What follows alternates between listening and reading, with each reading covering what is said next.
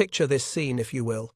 It's the spring of 1865, and Army Scout James Gray Eagle is stationed in what we now call the Nebraska Territory. Now, Gray Eagle isn't your typical frontier scout. He's half Pawnee, half Irish, and he's seen enough of the Great Plains to know that nature out here doesn't mess around. But on this particular morning, he's about to witness something that will challenge everything he thinks he knows about survival on the American frontier. The sky that day had that peculiar green tint that anyone who's lived in tornado country knows means trouble. Big trouble.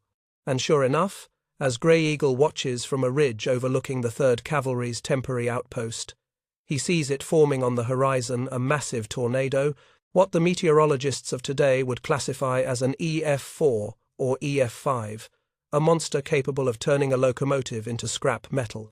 Now here's where the story gets interesting, because this tornado isn't just wandering aimlessly across the prairie, it's heading directly toward 2 settlements.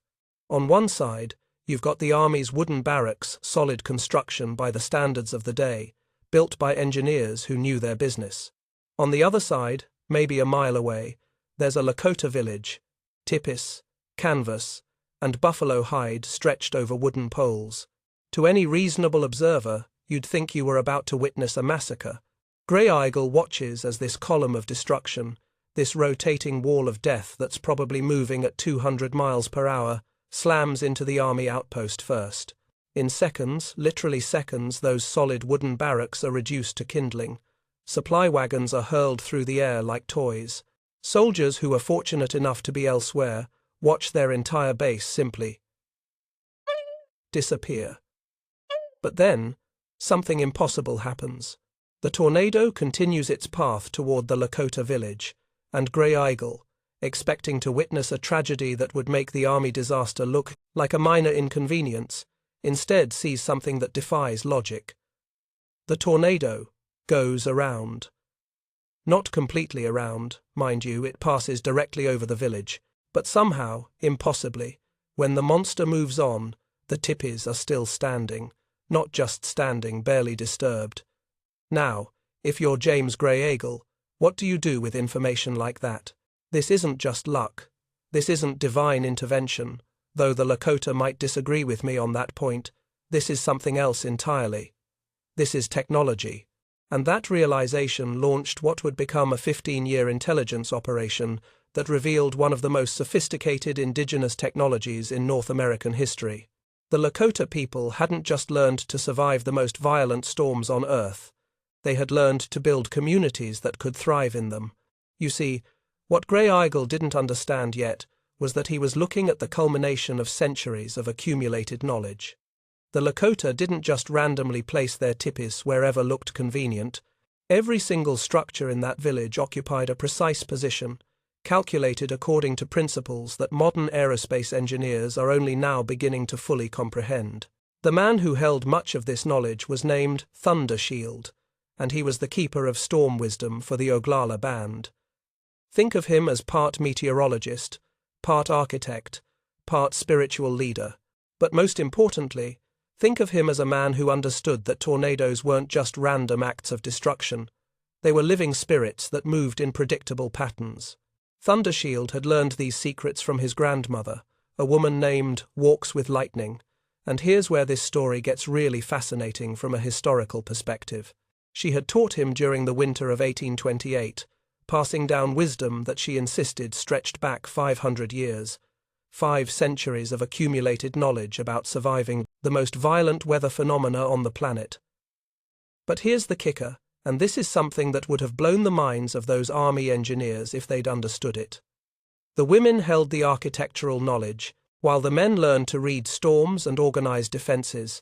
It was the women who understood the mathematics. They taught their daughters through intricate beadwork patterns that encoded the precise angles for teepee placement. Imagine that for a moment. Sacred geometry hidden in artwork, construction blueprints disguised as decoration.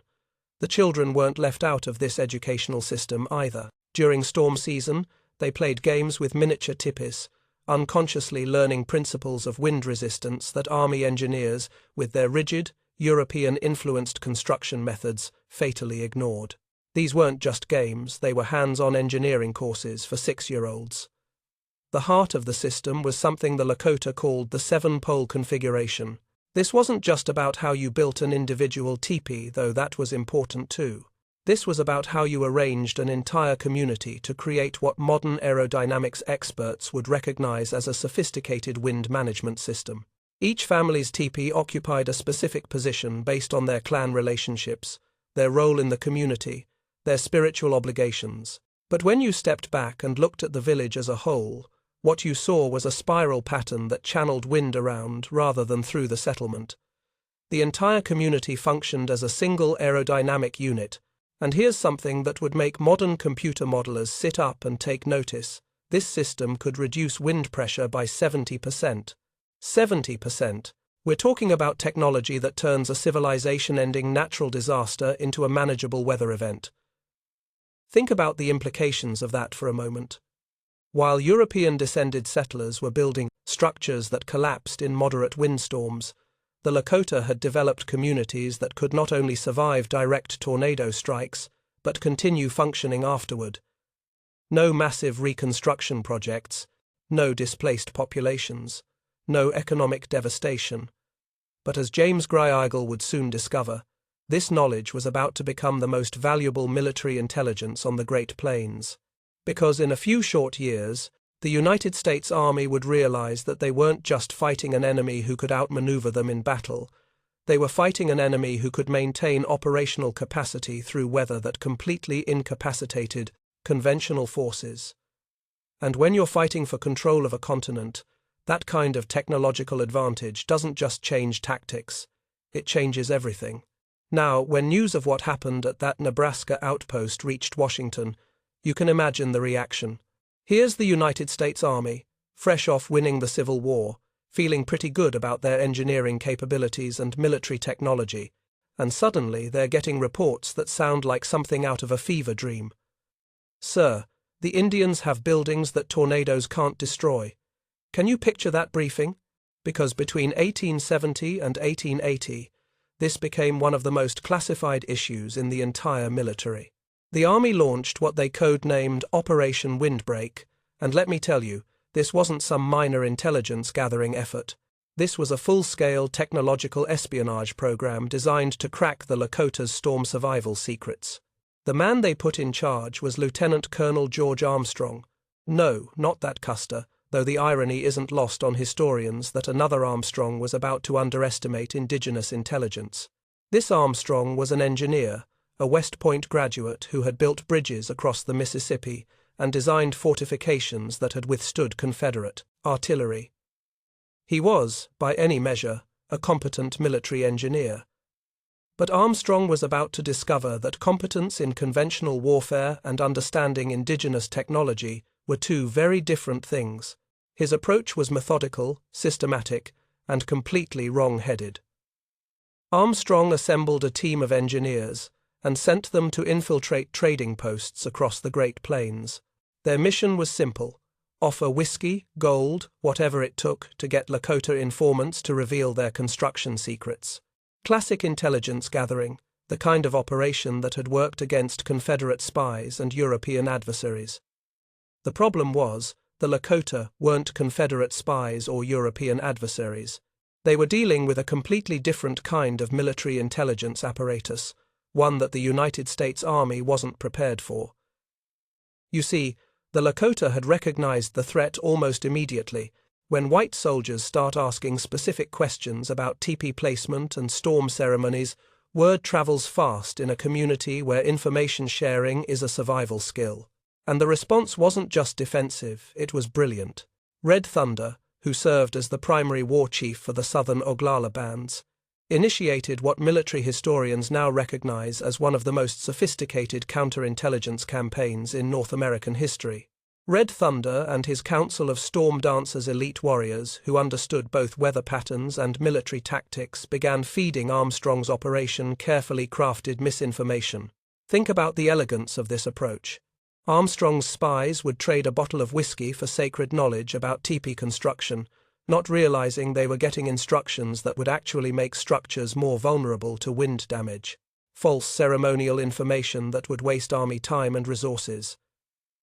fake mathematical relationships that would lead to completely useless building patterns. Meanwhile, the real knowledge was being protected through a security system that would make modern intelligence agencies jealous. The actual storm construction secrets were compartmentalized. Women held certain pieces, men held others, children learned fragments through games, and only specific elders could assemble the complete picture. No single person outside the inner circle could compromise the entire system. But the real test of both intelligence networks came during the siege at Storm Ridge in 1873. Now, Storm Ridge wasn't a major engagement by Civil War standards, maybe 200 soldiers and 300 Lakota warriors. But it became a turning point because of what happened on June 14th of that year. 3 tornadoes. In a single day, Armstrong had positioned his forces in what he considered ideal defensive terrain, a series of hills that provided excellent fields of fire and natural barriers against cavalry charges. He'd built fortified positions using the best engineering principles the army had developed: trenches with wooden reinforcements, supply depots with solid construction, artillery positions that could command the entire valley. Red Thunder's forces occupied the valley floor, arranged in what looked to Armstrong's field glasses like a traditional village layout. To the army engineers, it appeared that the Lakota had positioned themselves in the worst possible tactical situation: low ground, no cover, completely exposed to both artillery fire and weather. When the first tornado formed that morning, Armstrong probably thought he was about to witness the end of the siege. Nature was going to accomplish what his artillery couldn't. But as that first twister moved across the battlefield, something impossible happened. The tornado hit Armstrong's elevated positions like a buzzsaw. Those carefully constructed fortifications simply disintegrated. Trenches collapsed, supply depots exploded, artillery pieces were hurled hundreds of yards from their positions. In less than 5 minutes, the army's defensive perimeter ceased to exist. But down in the valley, Red Thunder's village barely shuddered. The second tornado that afternoon repeated the performance. More army positions obliterated, more equipment scattered across the Nebraska landscape, while the Lakota settlement remained essentially untouched. By the time the third tornado struck at sunset, Armstrong was beginning to understand that he wasn't dealing with luck or divine intervention. He was dealing with technology that surpassed anything in his engineering education. The aftermath of Storm Ridge changed everything. Armstrong's desperate need for answers led to the deployment of Private William Bent, a soldier who spoke fluent Lakota and could pass for a mixed-blood trader. Bent's mission was to desert, live among the Lakota as a refugee from white society, and learn their secrets from the inside. For 2 years, Bent lived in Red Thunder's extended community, and what he discovered revolutionized Army understanding of indigenous technology. The construction secrets weren't just about physical arrangements, they required ceremonies honoring the thunder beings, songs that strengthened spiritual barriers, and most crucially, the women's knowledge of flexible anchor systems using buffalo sinew that allowed structures to bend without breaking. But here's where this story takes a turn that reveals just how sophisticated Lakota intelligence capabilities really were. Red Thunder knew exactly who William Bent was from the moment he arrived. The counterintelligence network had identified him, tracked his background, and made a collective decision to let him stay. Why? Because Red Thunder was playing a much deeper game. The economic implications of tornado resistance were staggering Washington. Army reports calculated that storm damage to military installations between 1865 and 1875 exceeded $2 million. And remember, we're talking about 1870s dollars, when a soldier's monthly pay was $13. Meanwhile, Lakota bands maintained full operational capacity through storm seasons that left Army forces completely incapacitated. This technological superiority began influencing treaty negotiations in ways that few historians fully appreciate. Army commanders found themselves reluctant to engage enemies who could preserve supplies and maintain defensive positions through weather that decimated conventional forces. How do you plan a campaign against adversaries who can wait out storms that destroy your entire logistical network? Red Thunder understood this dynamic perfectly. In 1876, he used the storm knowledge as a bargaining chip, offering to share construction techniques in exchange for protected territories where his people could continue their traditional way of life. It was a deal that recognized the strategic value of indigenous technology, a rare moment when the United States government acknowledged that Native Americans possessed knowledge worth more than the land they occupied. Of course, the government ultimately betrayed that agreement, but not before demonstrating just how desperately they wanted access to tornado survival technology. Because as Private Bent's reports made clear, the Lakota weren't just surviving storms, they were thriving in conditions that would cripple any conventional military force. And that knowledge was about to become more valuable than anyone could imagine, because the systematic destruction of the buffalo herds was about to threaten the very foundation of Lakota storm defense technology. Now we come to one of the most tragic ironies in American history. And trust me, that's saying something in a story already full of betrayals and broken promises. The systematic destruction of the Great Plains buffalo herds between 1880 and 1890 wasn't just environmental catastrophe or cultural genocide, though it was certainly both of those things. It was technological warfare of the most sophisticated kind. You see, the United States government had finally figured out what made Lakota storm defenses work. It wasn't just the mathematics or the ceremonial knowledge or even the brilliant engineering principles. At its core, the entire system depended on buffalo. Buffalo hide for the flexible coverings that could bend without tearing. Buffalo sinew for the anchor systems that allowed structures to flex with wind pressure rather than resist it. Buffalo bones for specific structural elements that provided exactly the right combination of strength and flexibility. Remove the buffalo, and the most sophisticated storm survival technology in North America would collapse on its own. Military planners understood this connection by 1878. Internal Army documents from that period, many of which remained classified until the 1960s, explicitly discuss buffalo hunting as a strategy for eliminating Lakota technological advantages. General Philip Sheridan put it with characteristic bluntness. "Kill every buffalo you can. Every dead buffalo is an Indian gone." But what Sheridan and his staff didn't fully understand was how the Lakota would respond to this existential threat. The woman who came to symbolize this desperate preservation effort was Mary Crow Feather, granddaughter of Walks with Lightning, the same elder who had taught Thundershield the storm wisdom decades earlier. Mary was 23 years old in 1880 when the buffalo herds began their final collapse, and she found herself inheriting knowledge that was becoming impossible to practice. Imagine the frustration, the heartbreak of watching your ancestors' technology fail, not because it was inferior, but because its essential materials were being systematically eliminated. The flexible construction systems that had now protected Lakota communities for centuries began failing as buffalo hide became scarce and sinew supplies dwindled. Army commanders, demonstrating a level of tactical sophistication that's genuinely chilling, began deliberately timing their attacks during tornado season. They knew that camps could no longer withstand the storms. They knew that communities using inferior materials canvas instead of properly prepared buffalo hide, rope instead of sinew, would be vulnerable to weather that had never threatened their ancestors. The Battle of Twisted Sky in 1885 became the perfect, terrible illustration of this strategy. Lieutenant Colonel Harrison Webb had positioned his forces to strike at a Lakota encampment just as a severe storm system moved across the region. Webb's plan was simple. Let nature do the work that artillery couldn't accomplish efficiently. But here's where this story reveals something profound about Lakota character and the complexity of this technological knowledge. When that tornado struck, Mary Crow, Feather, and the other survivors didn't retreat to save themselves. Instead, they guided Webb's entire regiment to traditionally built storm shelters that were still functional. Think about that for a moment. These are the same soldiers who came to destroy their community, taking advantage of their technological vulnerability, and the Lakota response is to save their lives using the very knowledge those soldiers were trying to eliminate. 237 men from Webb's regiment survived that tornado because of Lakota storm technology and Lakota generosity. And weeks later, those same men resumed their campaign to destroy the communities that had saved them. If that doesn't capture the essential tragedy of this entire period, I don't know what does. As the buffalo disappeared, and traditional materials became impossible to obtain, the government implemented what they called the Civilization Program.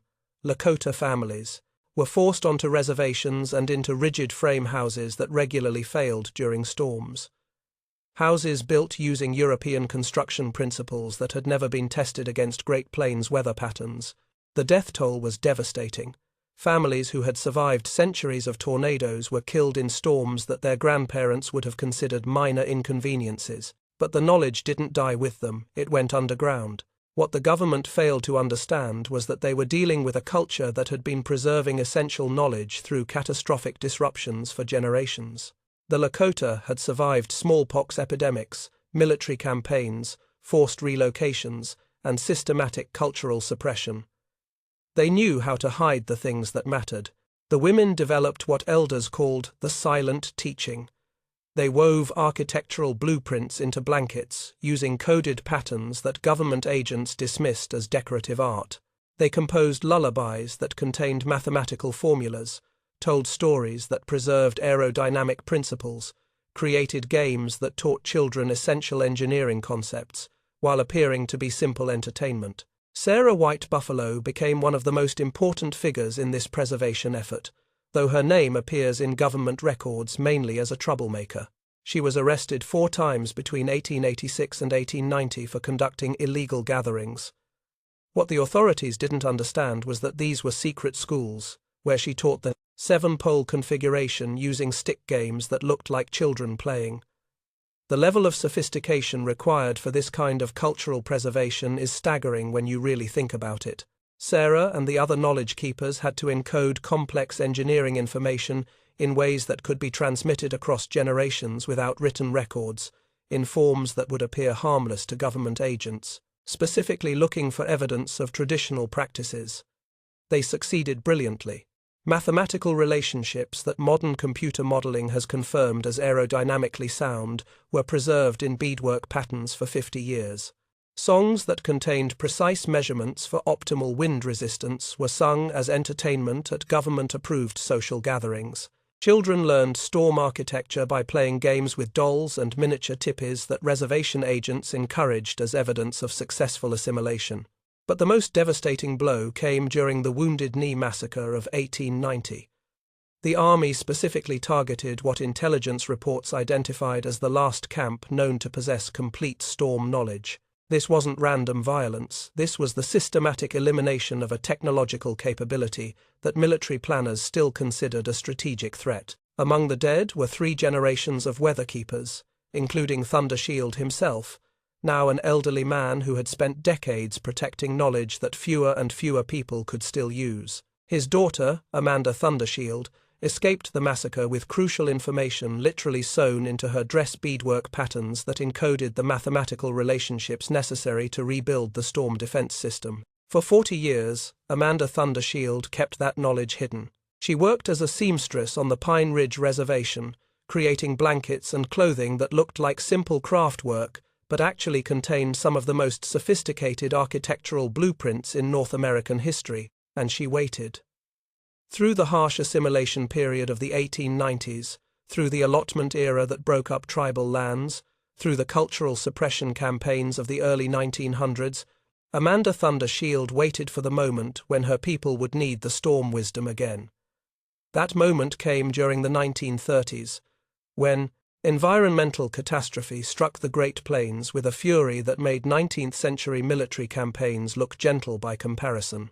The Dust Bowl was about to reveal just how essential traditional Lakota knowledge really was. Because when the storms came, dust storms that dwarfed any tornado, weather systems that turned day into night and stripped topsoil from millions of acres, it would be the descendants of Thunder Shield and Mary Crow Feather who possessed the only technology capable of survival, and this time they wouldn't be sharing that knowledge with their enemies. The 1930s brought to the Great Plains a catastrophe that dwarfed anything the region had experienced in recorded history. The Dust Bowl wasn't just an environmental disaster, it was a technological reckoning that exposed the fundamental flaws in European-influenced construction methods and vindicated centuries of indigenous engineering wisdom. Amanda Thundershield was 71 years old when the first great dust storm rolled across South Dakota in 1934. For 4 decades, she had preserved the storm knowledge in secret, watching government agents destroy traditional buildings and force Lakota families into structures that collapsed in moderate windstorms. But now, as black blizzards turned noon into midnight and buried entire farms under tons of displaced topsoil, the very people who had tried to eliminate her knowledge were facing their own technological obsolescence. Picture Amanda standing on the porch of her small frame house on the Pine Ridge Reservation, watching white farmers flee their homesteads as dust storms destroyed everything their grandfathers had built. These weren't just bad weather events, these were weather systems that revealed the catastrophic failure of an entire approach to plains construction. European building methods, with their rigid frameworks and unyielding materials, had never been tested against the full fury of Great Plains weather. The settlers who had displaced the buffalo and suppressed indigenous knowledge were discovering that their technological confidence had been tragically misplaced. But Amanda Thundershield possessed something that every desperate farmer within 500 miles would have given their remaining land to obtain. She knew how to build structures that could survive weather that was killing the American dream across the entire region. In 1935, word reached Amanda that white farmers near the reservation boundaries were facing complete ruin. Their grain silos were collapsing, their barns were being buried, their homes were becoming uninhabitable. These were the children and grandchildren of the soldiers and settlers who had tried to eliminate her people's way of life, and now they needed the very knowledge they had spent decades trying to destroy. The decision Amanda faced was one of the most profound moral choices in American history. She could let European-style construction fail on its own terms, watch the descendants of her people's oppressors suffer the consequences of their technological arrogance, or she could save them using the wisdom that generations of her ancestors had died protecting. Amanda chose to save them. Working through Mary Crow Feather, who had survived the technological suppression and now served as an informal liaison between the reservation and desperate white farmers, Amanda began teaching modified versions of the 7-pole configuration to anyone willing to learn. But here's the crucial point: she didn't teach the complete system. The full ceremonial knowledge, the deepest mathematical relationships, the most sophisticated engineering principles remained within the Lakota community. What she shared was enough to save lives, but not enough to eliminate indigenous technological superiority. The results were immediate and dramatic. Grain silos built using Amanda's modified 7-pole pattern survived dust. Storms that leveled neighboring concrete structures. Barns, constructed with flexible anchor systems, rode out weather that turned conventional buildings into piles of lumber. Word spread rapidly through farming communities that were watching their entire way of life disappear into the sky. By 1936, there was an underground revival of indigenous construction techniques spreading across the Great Plains. Government agricultural agents initially tried to suppress these methods. They represented an admission that federal building standards were inadequate and that indigenous knowledge was superior to approved engineering practices. But when your choice is between ideological consistency and survival, survival tends to win. The 1960s brought something that indigenous knowledge keepers had never experienced before: scientific validation from institutions that had previously dismissed their wisdom as primitive superstition. Archaeologist Dr. Patricia Wyndham's discovery of intact storm shelters near the Badlands in 1963 revealed construction techniques that predated Columbus by centuries, engineering that surpassed modern building codes designed for tornado resistance. Wyndham's findings were revolutionary not just because they proved the antiquity of Lakota storm technology, but because they demonstrated that indigenous engineers had solved problems that modern science was still struggling with. These weren't approximations or lucky guesses, these were mathematically precise solutions to complex aerodynamic challenges. The real breakthrough came in 1992 when NASA engineer Robert Clearwater collaborated with Lakota elder Joseph Brings the Rain to conduct computer modeling studies of traditional construction patterns. Clearwater, who had worked on space shuttle design and understood extreme environment engineering, was astonished to discover that Lakota mathematical relationships were more sophisticated than anything in contemporary architectural practice. The 7-pole configuration, when properly implemented, created aerodynamic efficiencies that reduced wind pressure by percentages that modern engineers had thought impossible without extensive computational design. Joseph Brings the Rain had inherited knowledge that surpassed the technological capabilities of institutions with billion-dollar research budgets. Their published findings influenced building codes across Tornado Alley, though the full implications of their work remained classified for reasons that had nothing to do with national security and everything to do with intellectual property law and economic disruption. The 2011 Joplin tornado became a watershed moment that demonstrated the ongoing relevance of indigenous storm technology.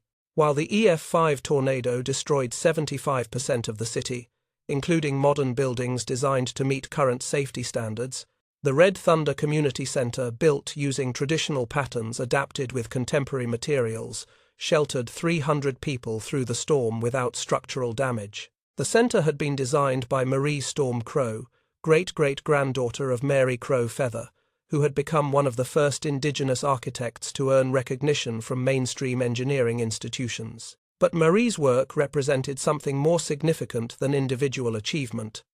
It demonstrated that traditional knowledge could be successfully integrated with modern materials and contemporary safety requirements. Today, the Standing Rock Environmental Institute operates training programs that teach young engineers traditional storm construction principles. These aren't historical preservation efforts. These are cutting-edge technological education programs that prepare students to design buildings capable of surviving climate change-intensified weather systems. Marie Storm Crow now designs tornado-resistant schools across the Great Plains, using mathematical principles that her ancestors encoded in beadwork and preserved through songs. The Federal Emergency Management Agency incorporates modified 7-pole configurations in disaster-resistant construction guidelines, though ongoing legal battles over intellectual property rights and fair compensation continue to complicate the relationship between indigenous knowledge holders and government agencies. The irony is profound and unavoidable. The same federal government that spent decades trying to eliminate indigenous storm technology now depends on that knowledge to protect American communities from increasingly violent weather. Climate change has created storm systems that exceed the design parameters of conventional construction, making traditional Lakota engineering principles essential for modern survival. But perhaps the most significant development is happening in the school's Marie Storm Crow designs, where Lakota children learn both traditional knowledge and contemporary engineering, preparing for a future where their ancestors' wisdom will be more valuable than anyone could have imagined during the dark days of cultural suppression. These children play the same stick games that Sarah White Buffalo used to preserve mathematical formulas during the reservation period. They learn the same songs that Amanda Thundershield used to encode architectural blueprints. They participate in the same ceremonies that Thundershield learned from Walks with Lightning in 1828. But now they also learn computer modeling, materials science, and aerodynamic engineering. They're being prepared to take their place as the inheritors of both worlds' traditional knowledge that has survived centuries of suppression and modern technology that can amplify its effectiveness. As climate change intensifies storm systems beyond anything in recorded history, the knowledge that once made the difference between survival and destruction for plains communities is becoming essential for the survival of American civilization itself. The tornado-resistant construction techniques that Army intelligence tried to steal in the 1870s are now being taught in engineering schools as examples of sustainable, climate-adaptive design.